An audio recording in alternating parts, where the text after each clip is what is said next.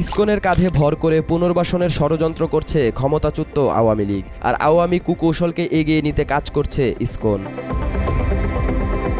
গত 25শে অক্টোবর চট্টগ্রামে হিন্দুদের এক সমাবেশে জাতীয় পতাকা অবমাননা করে চরম হিন্দুত্ববাদী সংগঠন ইসকন।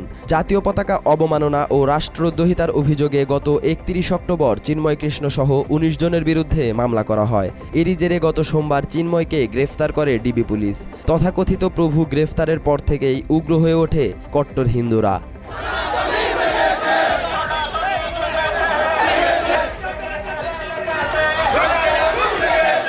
তার মুক্তির দাবিতে চট্টগ্রাম আদালত প্রাঙ্গণে তাণ্ডব চালায় হিন্দুরা। পরিস্থিতি নিয়ন্ত্রণে নেয়ার চেষ্টা করলে আইনশৃঙ্খলা বাহিনীর উপর হামলা করে হিন্দু বিক্ষোভকারীরা। এ সময় একটি মসজিদেও হামলা করে এসব উগ্র হিন্দুরা। ইসকনের এই হামলায় নিহত হন সাইফুল ইসলাম আলিফ। আলিফকে নৃশংসভাবে হত্যার পর ইসকনের পক্ষ থেকে জানানো হয়, শৃঙ্খলা ভঙ্গের দায়ে চিন্ময় কৃষ্ণ দাসকে অনেক আগেই ইসকন থেকে স্থায়ীভাবে বহিষ্কার করা হয়েছে। সুতরাং চিন্ময়ের কার্যক্রম সম্পূর্ণ ব্যক্তিগত, এজন্য সংগঠন দায়বদ্ধ নয় বলেও ইসকনের পক্ষ থেকে জানানো হয়।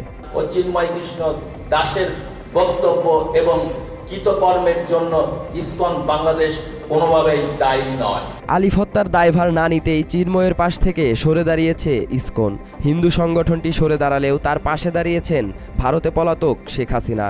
এক বিবৃতিতে চিন্ময় কৃষ্ণ দাসকে অবিলম্বে মুক্তি দেওয়ার দাবিও জানিয়েছেন হাসিনা।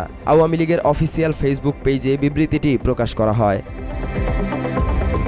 হাসিনার বিবৃতিতে বলা হয়, সনাতন ধর্মাবলম্বী সম্প্রদায়ের একজন শীর্ষ নেতাকে অন্যায়ভাবে গ্রেফতার করা হয়েছে, অবিলম্বে তাকে মুক্তি দিতে হবে। আওয়ামী লীগ সভানেত্রীর বিবৃতিতে আরও বলা হয়, চট্টগ্রামে মন্দির পুড়িয়ে দেয়া হয়েছে, মাজার, গির্জা, মঠ এবং আহমদিয়া সম্প্রদায়ের বাড়িঘর আক্রমণ করে ভাঙচুর ও লুটপাট চালানো হয়েছে। সকল সম্প্রদায়ের মানুষের ধর্মীয় স্বাধীনতা ও জানমালের নিরাপত্তা নিশ্চিত করার আহ্বান জানান তিনি। আলিফ হত্যার চেয়ে চিন্ময় দাসের গ্রেপ্তারে বেশি উদ্বিগ্ন ছিলেন শেখ হাসিনা। ইসকনের মাধ্যমে পুনর্বাসনের ষড়যন্ত্র ভেস্তে যাওয়ায় হতাশ হয়েছেন দেশপলাতক এই স্বৈরশাসক। সালাউদ্দিন সাজু, বাংলা এডিশন।